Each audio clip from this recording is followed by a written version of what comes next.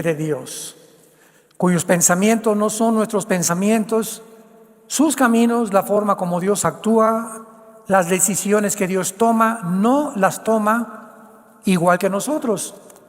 Entonces la mente humana choca al venir a la Biblia con muchas cosas que están pasando, y muchos de ahí tienen un arma supuestamente o un escudo para justificar, por ejemplo, el ateísmo.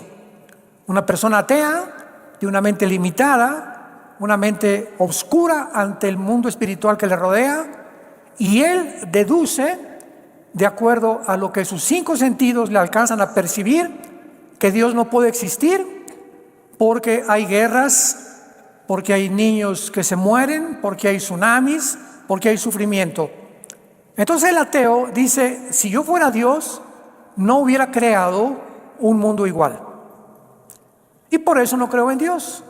O sea, ven todo esto como un obstáculo, como un freno, y aquí vemos la imposibilidad teológica y filosófica del ateísmo. Actualmente, pues el ateísmo, ¿verdad?, filosóficamente es insostenible. Esa persona simplemente hay que contestarle, ¿sabes por qué no hay ese mundo como el que tú te estás imaginando? Porque tú no eres Dios. O sea, si yo fuera Dios, ¿verdad? A ver, tú, estoy oyendo que hiciste esto, bájate del cielo y ponte aquí, siéntate en esta silla. Y ahora te voy a juzgar. ¿Por qué hiciste esto? Mi mente no lo entiende. ¿Por qué hiciste aquello? A ver, Dios, contéstame. Y nunca va a tener respuestas. Lo chistoso y lo irónico de este pensamiento ateo es que nos preguntan a los cristianos. O sea, nunca le va a preguntar un ateo ni va a tener un debate con un musulmán o con un hindú o con alguien, con un zoroastro o con un seguidor de Mahatma Gandhi. Siempre los debates son entre cristianos y ateos o escépticos, ¿verdad? O personas que dudan acerca de la existencia de Dios, porque ellos nos hacen, a ver, y si Dios es esto, o sea, un ateo una vez me preguntó, a ver, señor Alducci, dígame esto, y le digo, tú me preguntas esperando que yo te conteste, porque si me consideras una persona que no tiene la capacidad para contestarte, no me preguntaras. Entonces le digo, gracias por darme esta posición en tus pensamientos, de por lo menos aceptarme que puede haber la posibilidad que te puede contestar. Pero esto tú no se lo preguntas a un hindú, ni a un musulmán, ni a otra persona. De una forma chistosa e irónica, vienen con nosotros a que les demos respuesta. Y tratando, como lo hacían con Cristo, de tratar de cacharnos en algún error para poder afianzar o fortalecer su filosofía, su ideología atea. Segunda de Tesalonicenses, capítulo 2. Esta iglesia de Tesalónica, para dar un poco de historia, era una iglesia a la cual el apóstol Pablo le reveló muchísimas cosas de profecía, como el rapto de la iglesia. Entonces, después de que Pablo les explica a los tesalonicenses en la primera carta, capítulo 4, 16 al 17, que va a venir un tiempo cuando millones de personas vamos a desaparecer y que el mundo se va a quedar sorprendido, los muertos que hayan sido muertos antes que nosotros van a resucitar primero, y nosotros, si el rapto viene ahorita o mañana o entre un año, de repente se queda tu ropa tirada en el suelo y se van millones de seres humanos, no que creían en Cristo, porque muchos creen en Cristo. El diablo no es ateo. Dice en Santiago capítulo 2, los demonios tiemblan, creen y tiemblan. No es todos los que crean, yo creo en Cristo, sino los que lo siguen. Qué grande diferencia hay, los que lo siguen. Y los que lo siguen son transformados interiormente. Entonces, si tú te dices cristiano de hace 2, 3, 4, 5 años, no sé, y tu vida no ha cambiado, si no eres mejor esposo, mejor esposa, mejor padre, eres más honrado, más generoso en la repartición de tus bienes, etcétera, etcétera, si tu vida no ha sido transformada, tu cristianismo es intelectual. Hace algún tiempo, bueno, no tanto tiempo, algunos meses atrás, le preguntaron a un hombre muy famoso, me reservo su nombre, muy famoso, multimillonario, de los más grandes que hay en el mundo ahorita, que si era cristiano. Y él dijo estas palabras: soy cristiano cultural. ¿Qué significa que sea cristiano cultural?, le preguntaron. Dice, bueno, yo creo en la persona de Cristo porque existió, el Cristo histórico. Además, las enseñanzas de Cristo las considero muy sabias. Y creo que el cristianismo ha hecho un impacto muy grande en el mundo. Sin embargo, esta persona no tiene a Cristo dentro de él. No ha nacido de nuevo. No tiene al Espíritu Santo. ¿Por qué? Porque la palabra cristiano, Cristos significa ungido. Apúntalo. Anos significa pequeño. Cristos, anos, pequeño, ungido. ¿Quién es un cristiano? Simplemente una persona que tiene al Espíritu Santo dentro de él. Y lógico, si la tienes, tu vida va a cambiar. Si no ha cambiado, es porque no lo tienes. Tan sencillo como eso. Analiza tu vida antes de decir soy cristiano. Aquí en 2 Tesalonicenses, la iglesia de Tesalónica se enfrenta con otro problema escatológico o de carácter profético. Creían que ya estaban en la tribulación. No es que nos llegaron cartas y nos dijeron que ya estamos en la tribulación, que ya se rompieron los sellos, etcétera, etcétera, ¿no? Como hay cristianos ahora que me preguntan, ¿es cierto que estamos en el tercer sello? Hermano, ni al primero hemos llegado todavía. Entonces Pablo escribe esta carta y les dice así: pero con respecto a la venida de nuestro Señor Jesucristo y nuestra reunión con Él, aquí está hablando del rapto. Con respecto a la parusia, a la aparición de Cristo cuando nos reunamos con Él, que ya les expliqué en la antigua carta, en 1 Tesalonicenses capítulo 4, los rogamos, hermanos, por el amor de Dios, lo estoy casi transliterando en lenguaje moderno, les ruego, hermanos, que no se dejen mover fácilmente de vuestra manera de pensar, ni se conturben, no se preocupen ni por espíritu, ni por palabra, ni por carta, como si fuera nuestra, en el sentido que el día del Señor está cerca. En el Antiguo Testamento, el día de Jehová, el día de la ira, el día del Señor, el tiempo de angustia sobre Jacob. En el Nuevo Testamento, el día del Señor se refieren a los 7 años de la tribulación.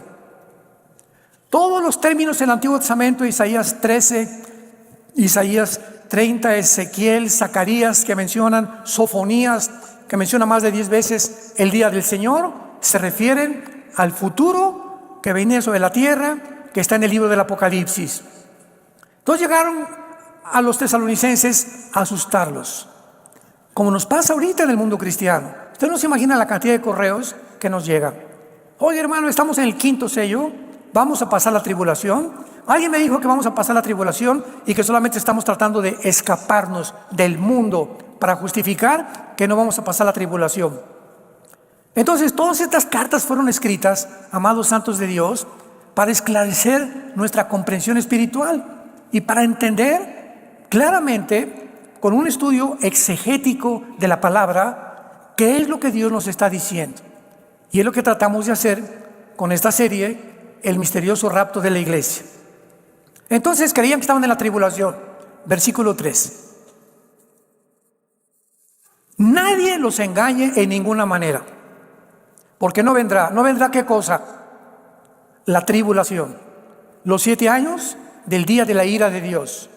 No vendrá sin que antes venga la apostasía y se manifieste el hombre de pecado, el hijo de perdición, cuya identidad es el anticristo. Oigan, tesalonicenses, les dice Pablo, ¿ya vieron al anticristo? No. ¿Ya oyeron que están mandando marcar a la gente? No. Entonces, ¿por qué son tan cabezones de no entender que antes de la tribulación el anticristo tiene que aparecer? Porque en el momento que el anticristo, por otros pasajes, Daniel 9:27, firme un tratado de paz con el pueblo judío, quiere decir que el pueblo judío se va a encontrar en un punto en el mundo muy pronto donde se va a quedar solo. Se va a quedar solo. Desde 1945, después de la Segunda Guerra Mundial, los Estados Unidos de Norteamérica es la única nación. Ha habido otros que han ayudado, han sostenido, han apoyado a Israel. Pero algo pasó ya con esta última administración del presidente Biden, que ya se están retirando poco a poquito y van a quedarse solos bíblicamente. Y cuando se queden solos bíblicamente, va a aumentar la presión contra ellos y entonces va a haber una guerra. Esta guerra es inevitable. Antes de la tribulación va a haber varias guerras que vamos a ver nosotros. Ahorita ya está incendiado el Medio Oriente. Ayer ya comenzaron a bombardear Israel desde el Líbano, el grupo Hezbolá. Israel está contestando y ya se unió Corea del Norte. Rusia mandó miles de soldados ya a Irán, a Yemen, a Irak, a Siria, para apoyar al grupo terrorista de Hezbolá y de Hamas. Entonces ahorita Israel se está viendo como nunca se está sintiendo encarcelado. Bueno, para no ser el cuento largo, va a haber el momento en el que esto no lo va a poder aguantar. Entonces los judíos, el gobierno, va a surgir un líder en el mundo que los musulmanes van a creer que es el Mesías, porque de acuerdo al Islam, al Corán, al grupo de los chiitas, que es una ramificación del Islam, están esperando al Mahdi. La palabra Mahdi, M-A-D de Daniel, H intermedia y latina, Mahdi, apúntalo, significa el guía, el precursor del Mesías o el Mesías en persona. Entonces, de acuerdo a la escatología de los musulmanes del Islam, viene un hombre llamado el Mahdi después de una guerra, porque tiene que haber una guerra sangrienta, que es lo que el grupo ISIS, el grupo terrorista, quería provocar en el Medio Oriente. Y de esa guerra surge el Mahdi. Y entonces la persona con la que los judíos se sientan en la mesa a poder tratar de que esa persona les garantice, síganme con cuidado, esa persona va a tener un poder tan grande que les va a garantizar a los judíos y les va a decir: les firmo la garantía que en 7 años nadie los va a tocar. ¿Quién podrá ser esa persona? Que les diga al Islam: no se acerquen, a los judíos, a los árabes, no se acerquen, nadie más que el Mahdi. Y como para ellos representa el Mesías de ellos, les va a decir: ¿verdad? Los voy a garantizar este año, pero de acuerdo al Islam, hay 2 verdades que la sacó a la luz el terrorista más grande del siglo XX, Yasser Arafat.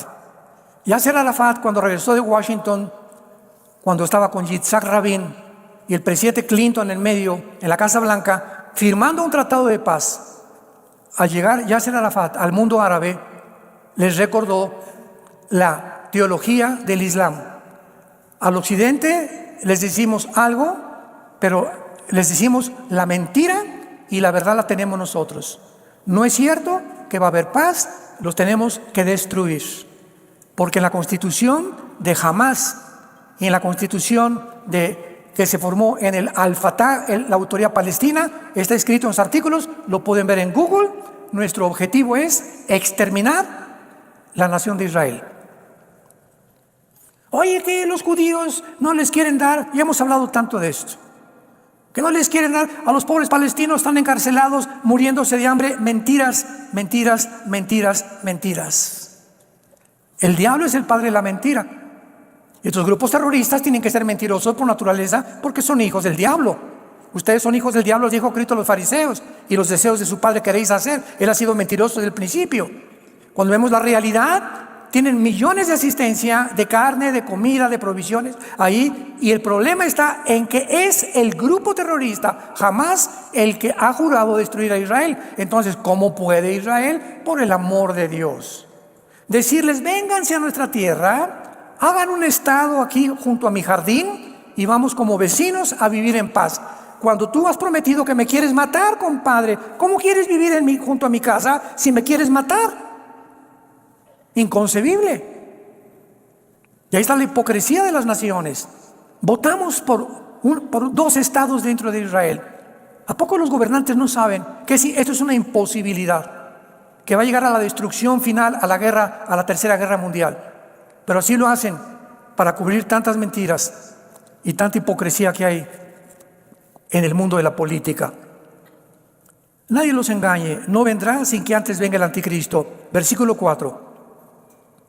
El cual se opone y se levanta contra todo lo que se llama Dios o es objeto de culto, tanto que se sienta en el templo de Dios como Dios, haciéndose pasar por Dios. Cuando venga el hombre de pecado, el hijo de perdición, se va a levantar contra todo lo que se llama Dios y se va a sentar en el templo haciéndose pasar por Dios. Esto no ha sucedido, no estamos en la tribulación. ¿Vamos? ¿Qué no se acuerdan, cabezones? Podríamos decir, ¿verdad? ¿Qué no se acuerdan, cabeza de piedra que tienen? Que cuando yo estaba con ustedes todavía les decía esto. En la carta anterior les dijo Pablo que en el arrebatamiento nos vamos a ser sacados del mundo y entonces vendrá la persecución. Y ahora ustedes, les vuelvo a repetir, saben lo que lo detiene. ¿A quién? ¿A quién? Es al hombre de pecado, al hombre de perdición, al anticristo. Quiero que sepan que algo está impidiendo que surja el anticristo en el mundo. ¿Quién creen ustedes que es el que lo detiene? Nuestra presencia. Mientras la iglesia esté en el mundo, el anticristo no se puede manifestar. ¿Por qué? Mateo 5, ustedes son la sal de la tierra. ¿Qué es la sal? Impide la corrupción de la carne.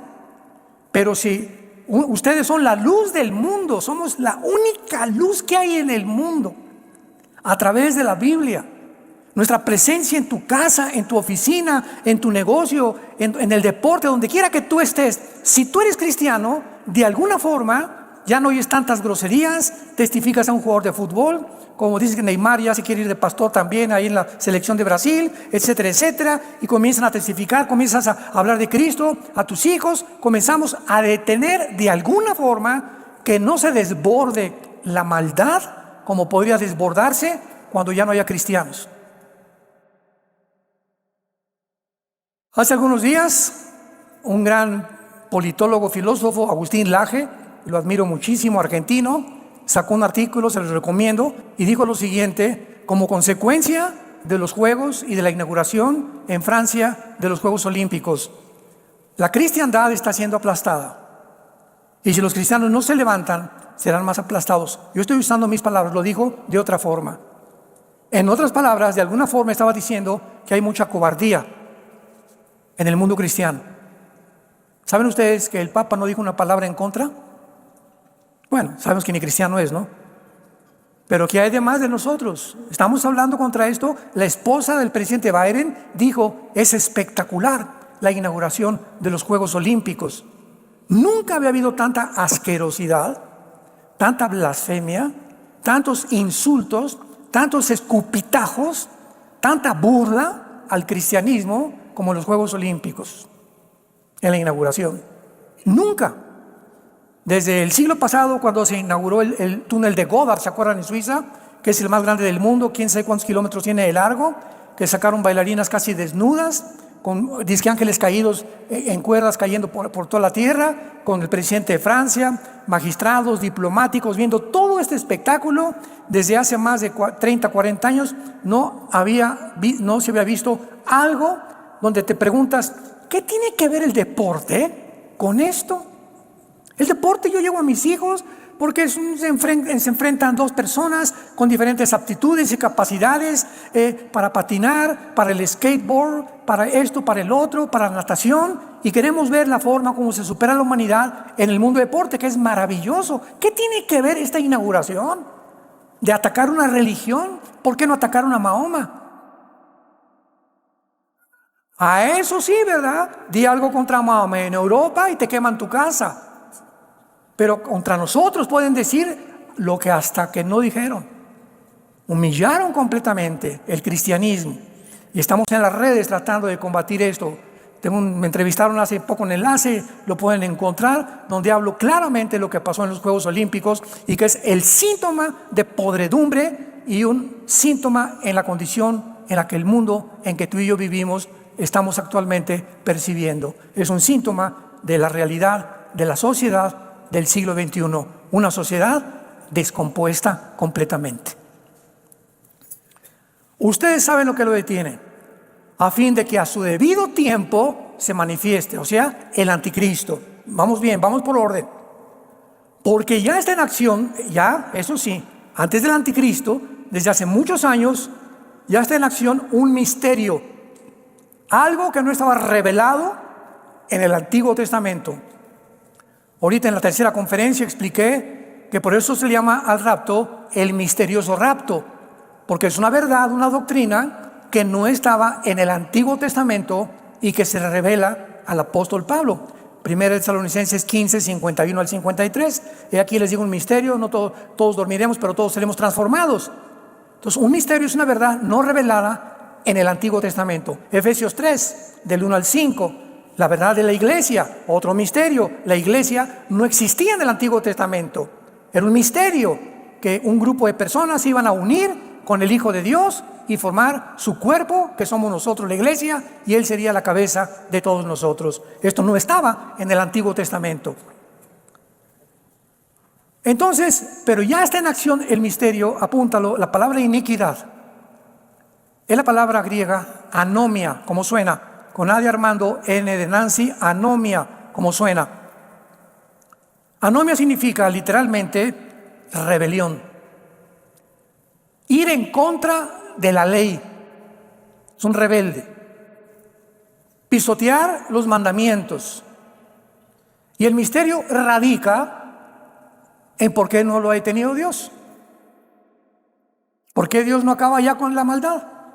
¿Por qué no acaba con todos los del tráfico humano, con todos los pederastas, con todos los transgéneros, con todas las personas, con todos los asaltantes, con todos los secuestradores, con toda la corrupción de la política? ¿Por qué Dios no lo hace? Es un misterio, o sea, ¿por qué nos preguntamos? Pero cuando es un misterio está algo oculto en la mente de Dios. Pero más adelante, cuando seguimos leyendo en el Apocalipsis, descubrimos que lo que tiene Dios oculto, aparentemente nos lo revela en la Biblia más adelante, y en el Apocalipsis nos muestra que aunque creamos que ahorita tú y yo ya queremos que se acabe esto, Dios lo va a hacer en su tiempo, no en el tuyo, ni en tu tiempo, ni en mi tiempo. Él tiene un tiempo, un kairos exacto para hacer y desarrollar su plan de las edades, que verán los 21 juicios que vienen sobre el mundo en el Apocalipsis. Y entonces ahí sí vas a poder, el mundo poder decir, como dicen el canto en Apocalipsis 14, justos y verdaderos son tus caminos, oh Rey de los santos, porque todas las cosas que tú haces son justas. Alguien lee el Apocalipsis, ¿cómo es posible que un Dios pueda mandar demonios y pueda el sol calentar a las personas y quemarlas y pasar esto que está pasando y tinieblas, tsunamis, meteoros que van a caer, cosas que van a suceder en el mundo, porque el mundo se haya podrido? Por eso se tiene que detener esto tarde o temprano, para que después de esta limpieza pasemos a regresar al mundo nosotros con Jesucristo en su segunda venida y volver a repoblar el mundo, que fue lo que hizo Noé después del diluvio. En Génesis capítulo 9, llegó Noé con sus 3 hijos, sus 3 nueras, a repoblar el mundo. Tuvo Dios que sepultar al mundo antiguo porque la genética de los seres humanos se había contaminado. Los ángeles caídos habían penetrado dentro de los genes del ser humano, alterado la genética y habían producido quimeras, habían producido cyborgs o cyborgs, habían producido híbridos donde eran mezcla de ángeles con mujeres, y el resultado fue hombres de 4 metros de estatura con 12 dedos en las manos y 12 dedos en los pies, que resultaron ser los famosos Nefilim de Génesis capítulo 6, que se dedicaron a perseguir, a impedir que Israel entrara a la tierra de Canaán. Entonces Dios tenía que borrar toda la generación, y a los únicos que se encontró limpios en esa generación fueron a 8 personas: Noé, sus 3 hijos, su esposa de Noé y sus 3 nueras. Entonces Dios tuvo que barrer completamente el mundo. En Sodoma y Gomorra hasta los niños eran homosexuales. Génesis 19, hasta los niños, los jóvenes, los de media edad y los viejitos bateaban con la izquierda. Y encontró Dios justo a Job, lo vamos a ver mucho más adelante, y hasta que no lo sacó de Sodoma, hasta que no estuvo en el arca, Dios nunca juzga a su pueblo con el mundo. Vamos a ver todas estas pruebas de quién es el carácter de Dios. Ya no es doctrinal, es el carácter de Dios. Y el carácter de Dios está desplegado en las Sagradas Escrituras. Él no juzga nunca. Cuando Faraón mandó las 10 plagas, al pueblo mandó a la tierra de Gosén. Y mientras en Egipto las ranas y los piojos y el río Nilo convertido en sangre, los judíos tenían comida, no había muertos, el primogénito murió de los egipcios, todas las casas cubiertas con la sangre. Éxodo 12, no podía entrar el diablo para matarlos. Siempre Dios pone a un lado a su pueblo cuando va a juzgar al mundo entero. Y así lo va a hacer en el tiempo de la tribulación. No vamos a estar aquí. ¿Te quieres quedar? Quédate. Hay un misterio en el mundo que se llama el misterio de la iniquidad. Pero dice solo que hay quien al presente lo está deteniendo hasta que él, a su vez, sea quitado de en medio. Entonces, ahorita hay un misterio, hay un espíritu de rebelión muy grande. Hijos contra padres, mujeres contra esposos, esposos tratando a las mujeres como si fueran su sirvienta o como si fueran un objeto, tómala y déjala. Los ciudadanos contra el gobierno contra los ciudadanos, los ricos contra los pobres, los ateos contra los cristianos, los judíos contra los árabes contra los judíos. Hay un movimiento extenso en el mundo actualmente de unos contra otros. A este movimiento se le llama el wokismo, W-O-K de kilo I-S-M-O, viene la palabra woke, tan famoso que es ahorita, que no es más que una rama del marxismo. Es una victimización de los oprimidos, que dicen tenemos que rebelarnos contra todo, nadie nos hace caso, hay injusticias, hay esto, vámonos. Es un misterio actualmente en el mundo, que ahora llaman wokeismo, lo bautizaron con esa palabra, pero no es más que una victimización total de las gentes amargadas, rencorosas, desajustadas en la vida, que no pudieron avanzar, que no pudieron triunfar, que las cosas no les salieron como les salieron, y comienzan a ver a los que triunfaron, a los que van adelante como sus enemigos, y hay un odio y hay un rencor, creyendo que pasó en la Revolución Francesa, pasó con la Revolución de Lenin, pasó con la Revolución de Mao, pasó con la Revolución de Saddam Hussein, con la Revolución de José Stalin. En todo el siglo XX vemos la revolución del proletariado contra la burguesía. Porque Carlos Marx dijo es que si los proletariados, los oprimidos, los wokistas del siglo XXI toman el poder y se sientan en el trono y le quitan el dinero a aquellos, porque ustedes son los que nos han impedido que nosotros podamos ser ricos o poder vivir de una forma equitativa, matemos a esas personas y vamos a repartir el dinero y vendrá la igualdad y la paz en el mundo. Esta mentira tan grande provocó más de 52 millones de personas muertas en el siglo pasado, el comunismo, donde no pudo funcionar. Gracias a Dios que Mikhail Gorbachev, uno de los ministros de Rusia, de la Unión Soviética, 1991, declara públicamente al presidente Ronald Reagan de Estados Unidos: esta idea no funciona. Nuestra Unión Soviética está desmoronando. Es una ideología falsa. Y entró lo que se acabó la Guerra Fría, y Estados Unidos dijo: no, pues ahora sí, ¿verdad? Si ya los rusos no nos amenazan, y ahora sí la democracia, el capitalismo, etcétera, etcétera. Entramos al siglo XXI y nace Vladimir Putin. No estoy diciendo que sea el diablo Vladimir Putin, pero simplemente él quiere regresar a que todo el 30% que perdió la Unión Soviética en la guerra, en la caída del comunismo en 1991, restaure la Unión Soviética y le devuelva la tierra a su país. Pero ahora viene la confrontación porque Estados Unidos quiere lo mismo y Rusia quiere lo mismo e Irán, el patito feo, quiere lo mismo. Y el gordito de Corea del Norte también quiere lo mismo. Y está un pastel en el mundo y todos quieren una rebanada del pastel. Pero antes de que puedan agarrar el pastel, tienen que eliminar a Estados Unidos y a Israel. Porque Israel en el Medio Oriente es la única nación democrática, es la única nación con otra cultura, otras tradiciones, de más de 25 millones de árabes que los rodean. Entonces los ven como extraños, como extraterrestres, con otra religión, no pueden soportar que vivan ellos. Su objetivo es eliminarlos. Pero antes tienen que eliminar a Estados Unidos. Entonces hay un movimiento en el mundo moviéndose desde hace mucho tiempo que está levantando a la gente a la rebelión. Y dice el versículo 8, y entonces, ¿verdad? Cuando se ha quitado, cuando la iglesia sea sacada del mundo, lo que lo detiene, y entonces se manifestará. Aquel inicuo, apunta la palabra inicuo, que es la misma palabra que iniquidad, anomos. Se manifestará aquel rebelde, porque lo que significa la palabra anomos.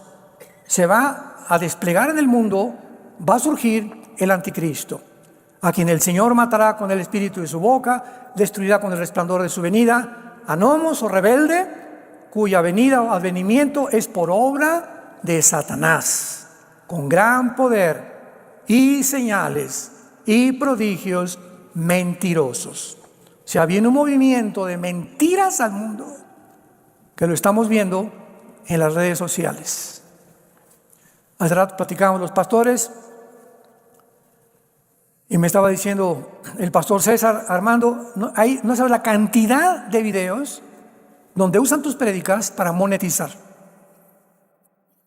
El gospel de evangelio, no sé qué, y me pone mi nombre. Yo ni me meto, ni sé qué es la que se encargue Dios con ellos. Pero cantidad de personas que están usando la Biblia para monetizar, para hacer dinero. Y recuerda, cuando lo veas, tócale a la campanita para que tengamos seguidores. Jamás hemos hecho nosotros eso.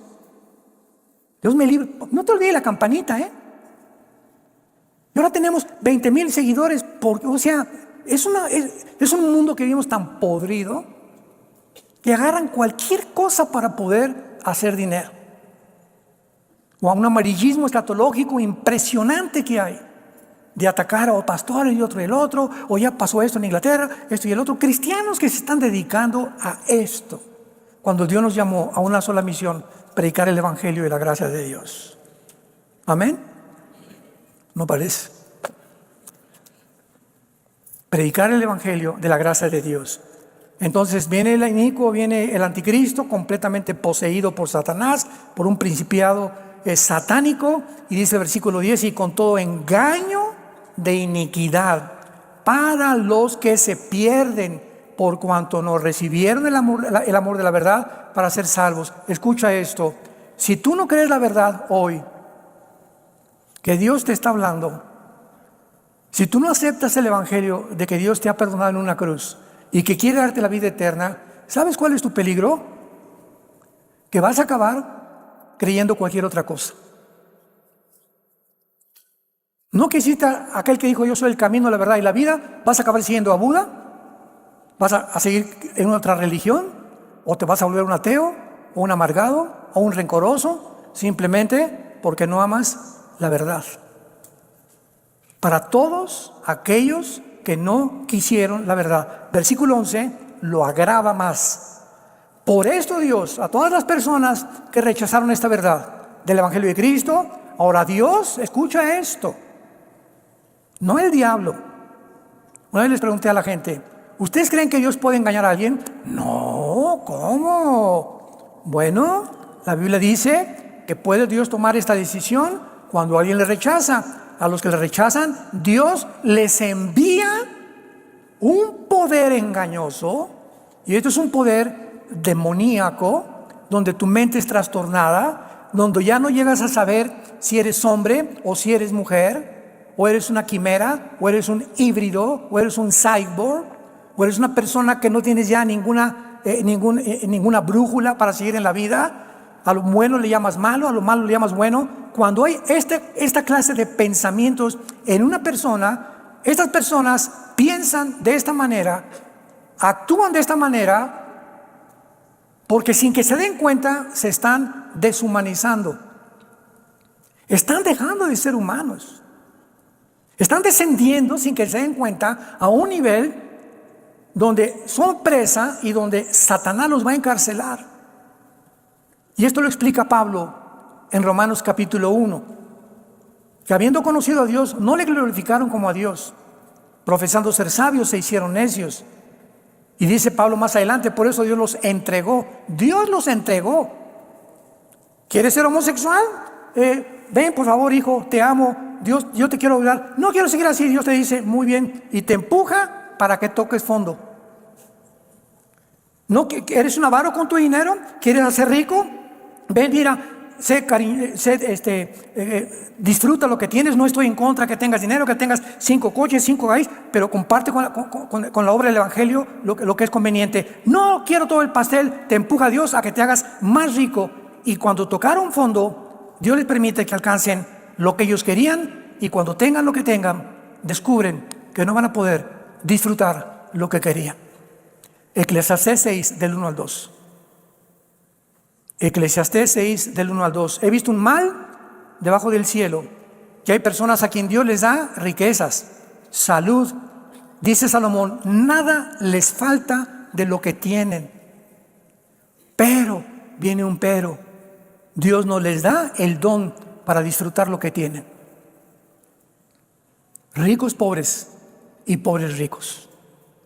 ¿Cuántas personas vemos, artistas de cine, políticos por acá y por allá? El dinero, el dinero, el dinero. Y ya que alcanzan y llegan a la cúspide del monte y llegan y tienen lo que quieren, comienza a descubrir que sin Dios todo se les vuelve como una maldición en sus vidas. Sin esposas, sin hijos, mueren como perros, como animales a los 60, 70 años de edad, o encarcelados o exiliados, etcétera, etcétera, completamente abandonados, sin ningún propósito en la vida, porque lo único que quisieron fue como la parábola de Cristo en Lucas 11, una persona tenía muchos bienes. Ya aumentaron mis regalías en mis libros, ya me aumentaron los intereses de mi banco, ya tengo más negocios, ya tengo más terrenos, esto haré.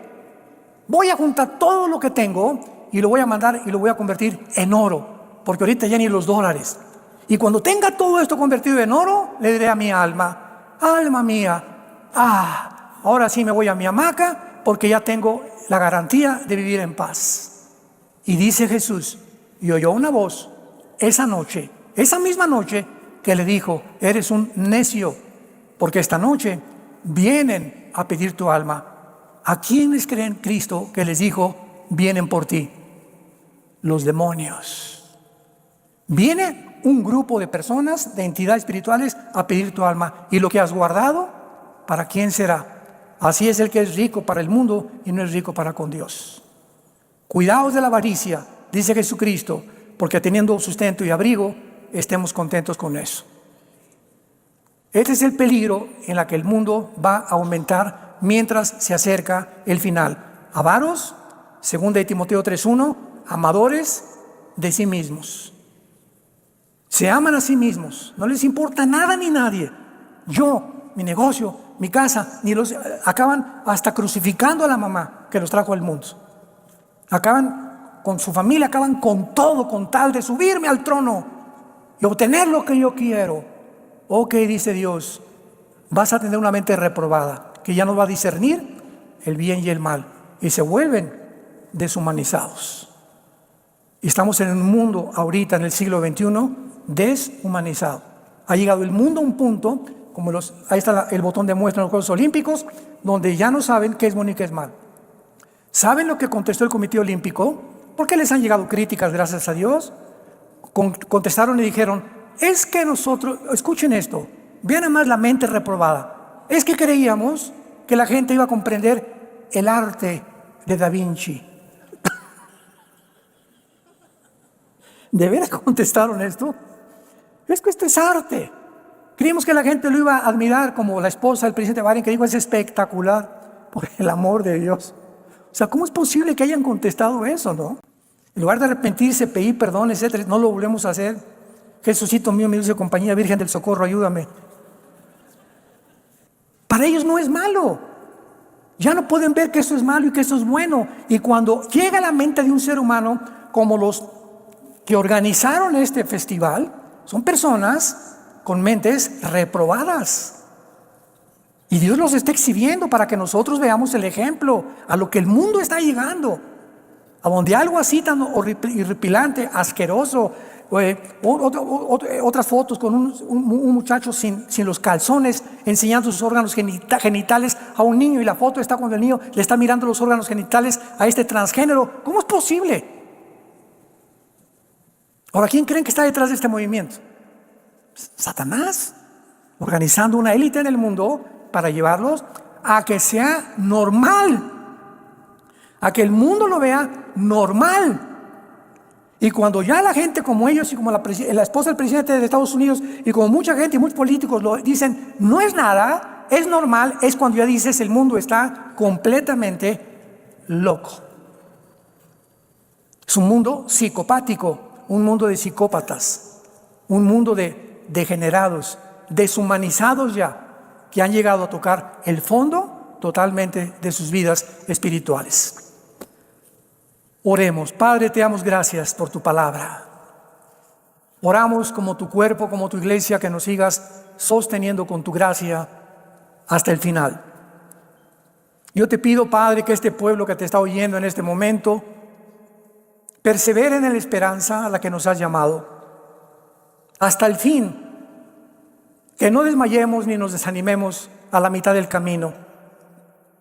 Hay tantas cosas para desanimarnos, pero para eso nos dejaste el Espíritu Santo y las Sagradas Escrituras, para que en ellas podamos consolarnos, edificarnos, aguardando la bienaventurada esperanza, la manifestación gloriosa de tu Hijo Jesucristo, que no tarda en venir por nosotros, sacarnos de este mundo que percibimos ya completamente descompuesto, y entonces este mundo descompuesto lamentará al final de no haber oído la verdad ni la luz. Ellos mismos se consideraron dioses que no te necesitaban, nunca pensaron en guardar ningún mandamiento por la soberbia de sus corazones.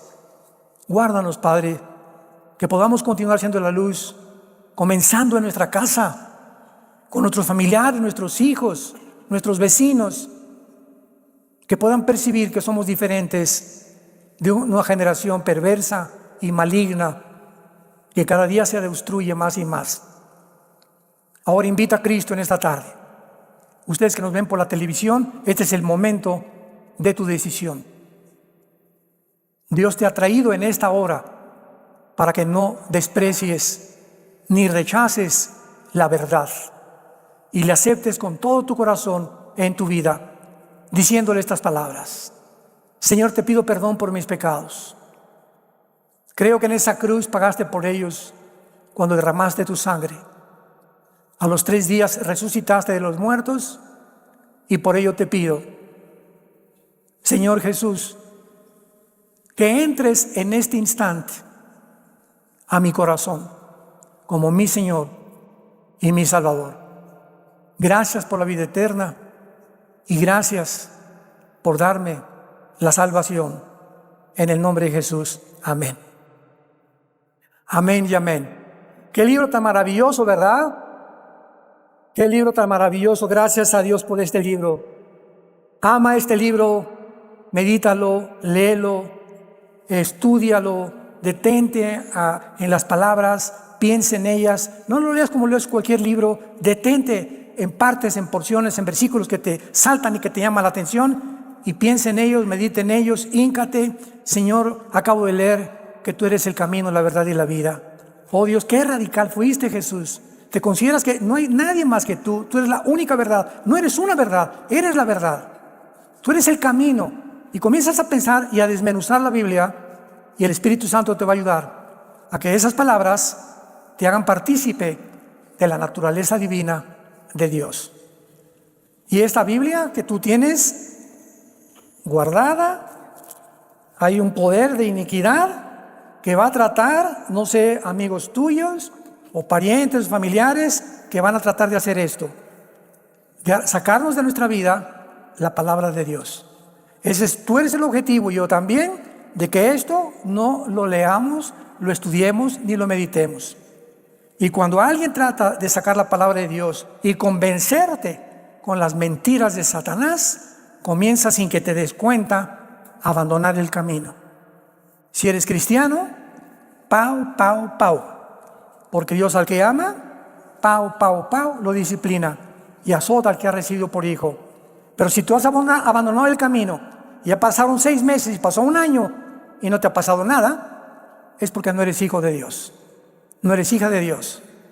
Porque aunque sea de la oreja, los que somos hijos de Dios, nos mete al corral otra vez, porque está fuera del corral el mundo lleno de lobos que están atacándonos y buscándonos la forma de desprestigiarnos, perseguir y asesinar la verdad, como lo acabamos de ver en la inauguración de los Juegos Olímpicos. Que Dios los bendiga, que tengan mucha paz.